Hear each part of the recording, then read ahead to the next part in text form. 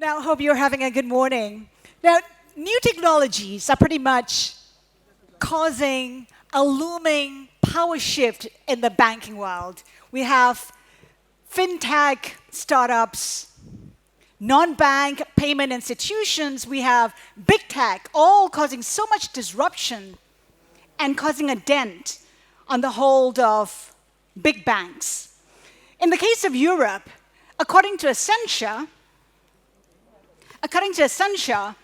these new entrants have garnered something like 30% of new revenue since 2005. And it is against this environment that big banks are rethinking their old strategy. So what do new models look like?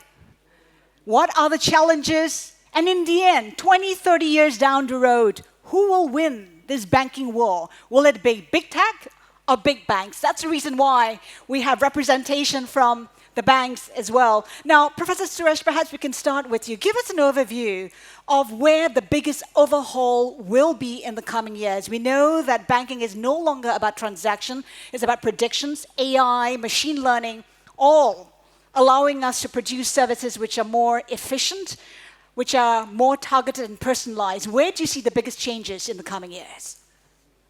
Thank you, Haslinda, and good morning, everyone. So, as Mr. Ravi Menon talked about earlier, we can empower FinTech through AI and machine learning. There are two possibilities. One is doing the same, but much better and much more efficiently. And the other would be to create completely new solutions. So in the case of AI and machine learning, we have the opportunity to do new things with respect to pattern recognition, inference, better personalization, better decision making, and automation. So what does it mean for the banking sector or the FinTech sector? New product offerings, more accurate predictions, availability anytime, anywhere, personalized services, and streamlined processes. So that's one part of it. If we take blockchain as a particular technology transforming FinTech, for payments, global payments, deposits and lending, capital raising, investment management, and market provisioning. There are a lot of hidden things behind this: encryption, hash, consensus mechanisms, new P2P networks. The key attributes are going to be it's decentralized, tamper-resistant, and privacy-preserving. There are also downsides, but one of the key things that's going to be important is how technology interfaces with the human behavior. And I think if we overlook that, technology may not turn out to be as successful as we want, but that's where there is tremendous opportunity in the FinTech sector to interface it with the human behavior. Maybe later on we can talk about some of the downsides of the technology. At this stage, Carlos, I want to bring you into the conversation. BBVA, among the most progressive banks in terms of adoption of new technologies, how have you done it? Well, first I would like to make a comment on your opening remarks regarding, you were talking about from transaction to prediction. That's a way to put it. The way we talk about it at BBVA is up to now banks have really focused on the infrastructure of money, on ensuring that the money is safe at the bank, that you can use that money that's safe in the bank in your day-to-day life, in your business, to transact, to collect, etc. Now we have a big opportunity to transform that in a big way by leveraging technology to solve a much bigger problem, that infrastructure around money, which is the problem around money not being an obstacle in people's lives or business, but actually being a facilitator so that people can achieve their life goals or their business goals. And really AI and machine learning certainly are a big part of how we can develop that different value proposition so that people's lives are more aligned with what they want. So at BBVA, we have set our purpose actually to be that. We believe we're in an age of opportunity. Our purpose is to bring the age of opportunity to everyone. And the vision is really around a true automated, personalized financial advisory service for everyone so that everyone can profit from the opportunities of the age that we're living in.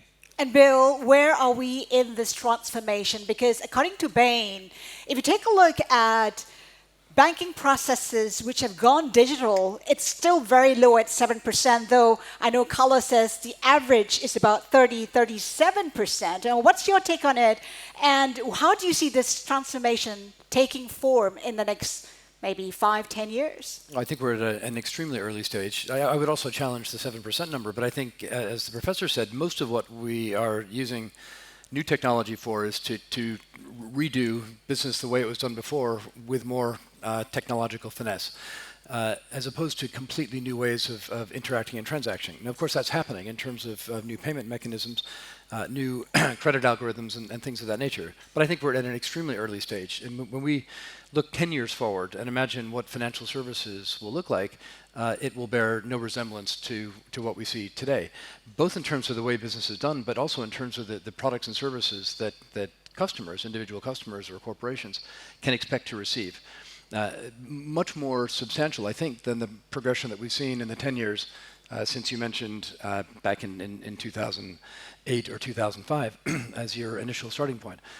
So I think we're at an early part of the transformation. I think it's absolutely critical that as we imagine how financial technology develops, that we start with the first line of Ravi's ecosystem, which is people, because people will drive this change.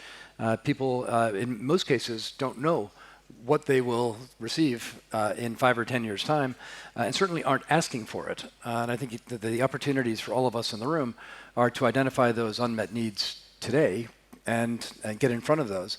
And those would be the things that define all of our businesses in the future. Whether that business will be done by banks or non-banks or hybrids is irrelevant in the context of the early stage of the transition that I think we're at.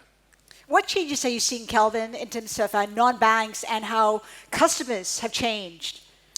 I think banks and non-banks, really the fine line are becoming more blurred. I think right now the customers are wanting to see a one-stop solution. They want products and services, just as Professor mentioned, direct, relevant, easy to use, products that they could understand and have transparency. So ultimately, the Hong Kong market, have also seen significant changes alongside digitalization. I think maybe some of you might not know that Hong Kong is among the most early drivers of digital payments. So back in 1997, they rolled out Octopus cards. So over the years, Octopus cards dominating the small payments in Hong Kong. But versus China, in the past 3 to 5 years, they have been the dominating force driving digital payments globally.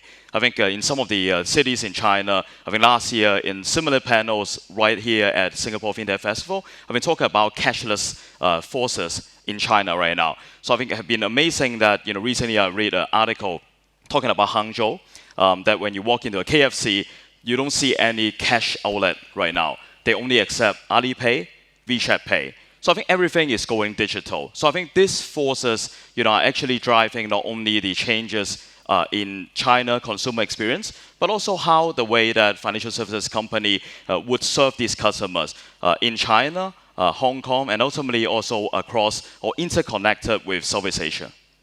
What's your take on whether banks have been nimble enough to incorporate these technologies, Prof?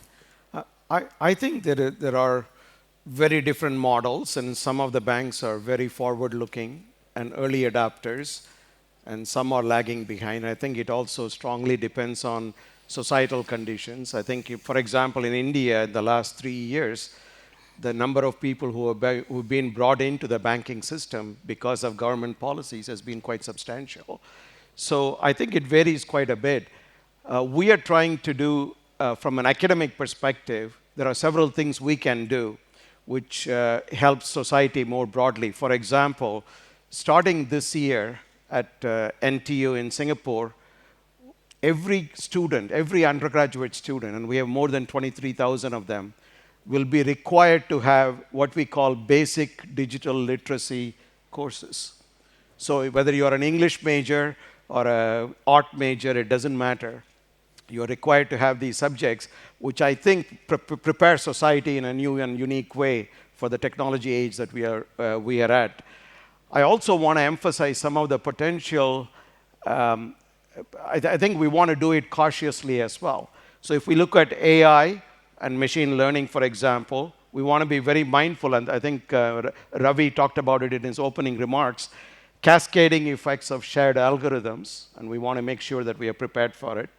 Cybersecurity, of course, is an ever-present threat, which can lead to not only volatility, but also added bias. Some we recognize now, some are unknown unknowns. There is also potential downside to technologies such as blockchain, which we want to be mindful of, not to prevent us from adopting the technology, but to be mindful of. High sophistication, how many people really understand it? The complex infrastructure that's needed. Centralization of mining, which is very critical. Consumption of power. Toxic data, which Ravi referred to. If it spreads and cascades, how do we manage this, even in something like blockchain? And of course, interoperability. So I think we want to be mindful of all of this, whether it's banking or other domains. I want to pick up on data just slightly later. For now, though, for Carlos and Bill, is there a sense that big banks are constantly playing catch up? Because if you take a look at the example of Alipay, it's managed to produce a platform to allow customers to move their money in and out at their accounts at their own pace, anytime, while still providing 5% in annual returns, for instance. I mean, do you feel like you're constantly playing catch up to tech fins? This to me is it's a very competitive marketplace, and there are going to be people taking initiatives all the time. Lots of the great innovations that we're seeing in financial services are coming from banks or insurance companies. Lots are coming from outside the banking industry. The question is how quickly can other people adapt to a changing competitive environment? How quickly can you adapt? Never quickly enough, I think is the short answer.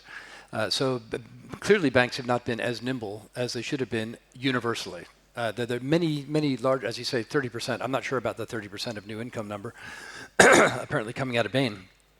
But clearly there's been a march stolen by non-banks in a number of key areas, tending to be concentrated in areas where regulation has made it a little bit more difficult for banks to innovate, but not always. So banks have not been as nimble as they need to be. That said, banks have either been very fast followers in some cases or have been leaders in others. So when I look at the innovations in trade finance, for example, really the innovations in wholesale cross-border payments have been coming out of the banking industry.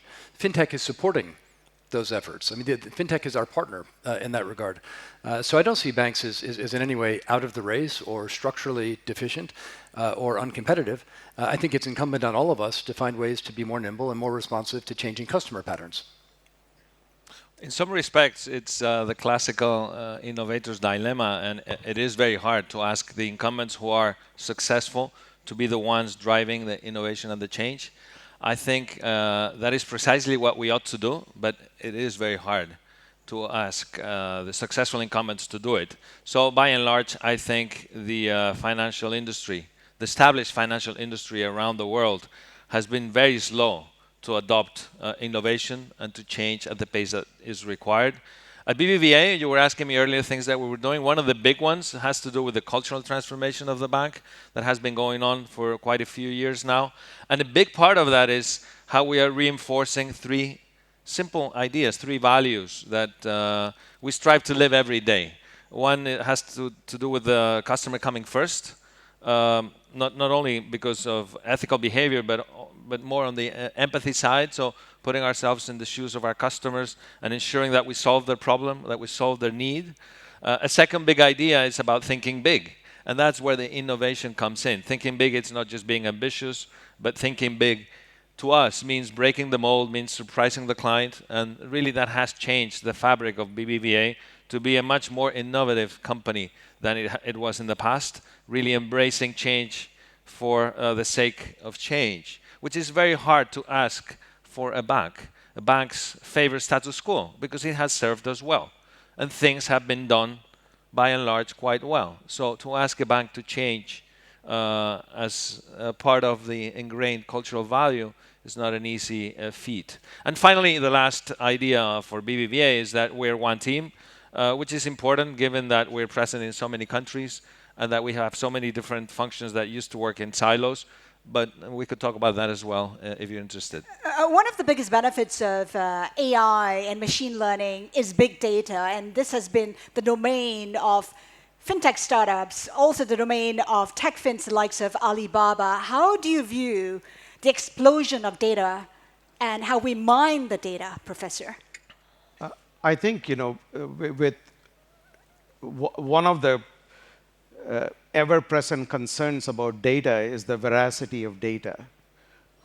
Especially in a highly globalized world where you have data coming from so many different sources, how do we validate the data? I think banks probably have a better opportunity within their global portfolio to manage and curate and validate the data than perhaps other entities do. But I think in a cross-border world, that's going to be one of the important things. And making sure that the data that's managed and mined for policies and new products and services, etc., doesn't get polluted, because it does have a cascading effect for the long haul. But I think it's a tremendous opportunity, and we at the university level try to make sure that we produce the kind of next generation of citizens, whether they work in the bank or just citizens of the world, are better equipped to handle the massive amounts of data that are going to come their way. Calvin? I think data today, obviously, it's you have vast data. I think it's very multi-dimensional. You could have biometrics data, you could have location data, you could have KYC data. I think for banks, for non-banks, I think it's not about how much data you possess. It's about how well you can interpret the data and get the most of the data. I think ultimately the aggregator, having data could be data contributing from banks and also non-banks. I think also the data may not be only client-centric, consumer-centric. It could be also market data, also risk data, or different types of data. So I think alongside with some different regional banks, we do work with banks as well. So, different regional banks from China, after they get listed in Hong Kong, we pull different banks together. Just recently, I think in the Hong Kong FinTech Week, we announced a strategic cooperation alliance, combining all these regional banks. We try to aggregate our knowledge about the market, our understanding of the different rules and interpretation, and also the embracing towards FinTech, and try to rationalize out of the vast data or information out of that. I think this type of alliance setup, and ultimately, I think collaboration between banks, non-banks, and also academia, I think will be the future. If I could just pick up on this point, I think a small proportion of the data that any of us uses is truly proprietary. So we all have our proprietary data, and that's useful on the margin. But the successful companies using big data will be aggregating data from many different sources: proprietary, semi-proprietary, and non-proprietary. And the key to me is how we assemble those data pools and then obviously analyze them, rather than how much proprietary data you have. And I think the industry is probably still, the banking industry, is a little bit locked into focusing on its proprietary data rather than the vast amounts of data that are available outside of our natural infrastructure. Yeah, I think data is the, I was talking about bringing the age of opportunity to everyone as our purpose. Data is really the cornerstone to that, because it's through data that we can make predictions, we can anticipate problems, and we can have an impact on solving that big problem that the world has around managing financial lives for people and for businesses. I believe we are seeing a change, a big shift in what owning data means, a bit related to the point that Bill was just making. I would extend it, Bill, a bit more. It's not just that you have proprietary and non-proprietary data. I think it used to be a game about what data you have. It will no longer be that. It will be what data you have access to. And access will be the game, and access is based on consent, is based on trust. And that's an element that we do have had in the past, the trust of our customers that give us their money to keep it in custody. And I think we have a big opportunity to extend the trust into the data world. And I think that might be a differentiating factor versus others. Do you think the future banking ecosystem will pretty much be challenged by your tech fins, which sit on a massive amount of data? Well, they sit on a massive amount of data that will be accessible through consent by third parties, no doubt. And similarly, we sit on a massive amount of data, which is high quality, used to be called proprietary, no longer will be proprietary in the world we're going to. And I think in that transition, we have something to gain, because we have that element of trust that is the gateway to consent, gateway to access to data. What's your take on how regulators view data usage right now, Prof? So I was one of the many, many millions of people whose data was breached in the Equifax data breach a year or so ago. So I think, just to pick up the point made earlier about data, it's not just going to be proprietary bank data, but we have voice recognition, we have face recognition, we have biometric data, and they come from multiple sources, sometimes with government agencies, depending on what the purpose is. So there is no border to data, and I would even argue that in many cases there are no national borders to data. So given the amalgamation of all of this, there are two things that come to mind. How do we make sure that we have the trust of the society in our ability to ensure and protect the data? And secondly, how unintentionally we minimize any biases that we create. I mean, it's a well-known example. I had one of the leaders from South Africa was visiting me here in Singapore a couple of weeks ago, and he said that many of the existing face recognition algorithms that many companies have are not very accurate in identifying faces of African nationals. So that creates a bias through data and technology that was not intended. So how do we make sure that data doesn't create other types of biases in the FinTech world, in the banking world, where certain people are preferred and certain people are not preferred with equal qualifications for financial services? How about in terms of regulation on data usage in Asia versus Europe? Well, we know that Europe is leading the way in open banking, which is requiring banks to share data. I mean, Carlos obviously could speak to it very directly. It's an enormous challenge. We know for sure that customers will be scammed, right? We also know that customers will have opportunities to get better service in a much more competitive environment as a result of their data being shared. Clients have to consent to the transfer of data. Inevitably, clients will consent unwittingly in some cases, and that data will be misused. Right? We know that that's going to happen.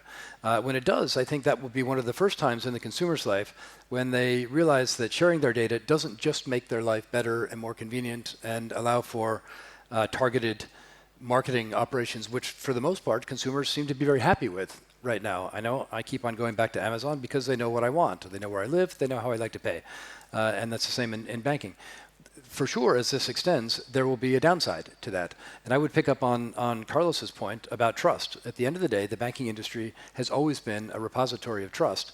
If we can't leverage that trusted relationship to extend beyond wealth into that other form of wealth, which is people's personal data, we will have missed a big opportunity.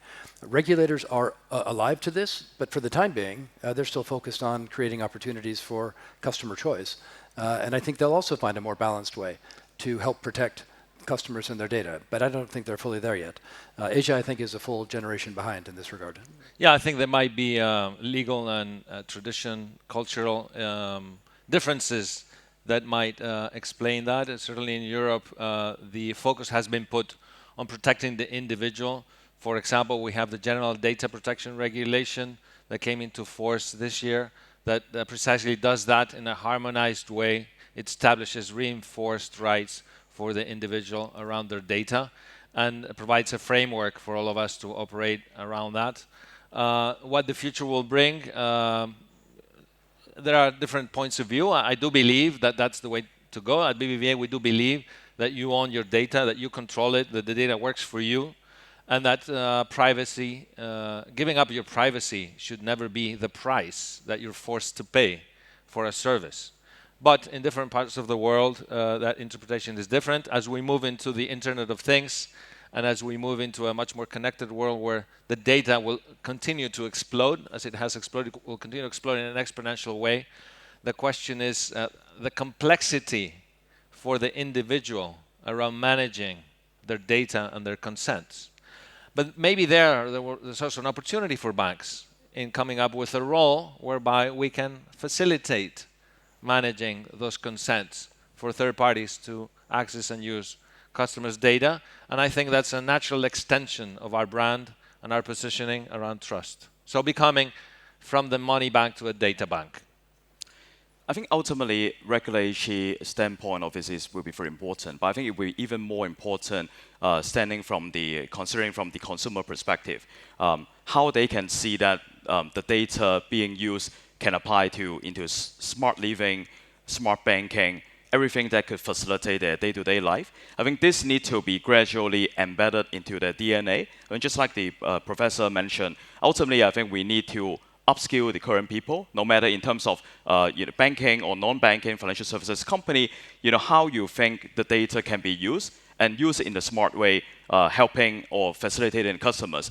And into this point, I think we have working together with university as well, from AMTD in Hong Kong with Polytechnic University, we set up the first FinTech school in Hong Kong. So I think this will be a long journey, but the journey will also be fast and meaningful. We have less than 3 minutes to go. Final question for all the panelists. I mean, lenders in the new age, will it be big banks, big tech, combination of the two? Let's start with Prof. I think it'll be a combination from in a highly connected world. The big players will have an advantage, but in a connected world, many smaller connected people could potentially have an advantage through areas such as blockchain, where I think there is a potential for social benefits as well if we get it right. And I think that cannot be overlooked. So I wouldn't... So 20, 30 years down the road, the banks will still exist, but not in the current form. They will change dramatically. They will still exist. They will still have a very important influence on society, but not in the current form. Bill. Lenders, at the end of the day, are the savers. The savers will be the lenders, and everybody else is an intermediary. Banks are intermediaries today. We tend to warehouse a lot of this risk. As time goes by, I imagine that warehousing function will be much more transitional and transitory and much less structural.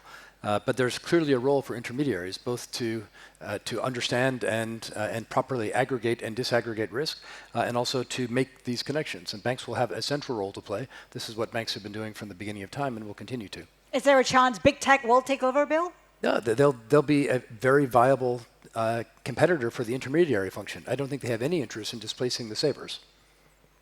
From what I see, it will be combined. I think the tech wouldn't dominate, but the financial services also wouldn't dominate one or the other. I think it will be in combined those with the most data, analyzing or interpreting the most out of it will be the king. And I think that's why at the start I've been talking about the fine line in between tech and fin, will become more and more blue. Yeah, I agree. I think the customer's finances will become much more self-driven, invisibly automated, and a lot of that will happen surely within wider ecosystems. And the ecosystems themselves, the platforms, will continue to blur the boundaries among industries. So really the question will lose its meaning in a few years' time because it will be a much more fluid landscape where surely there will be space for the regulated part of the activity that the banks carry out.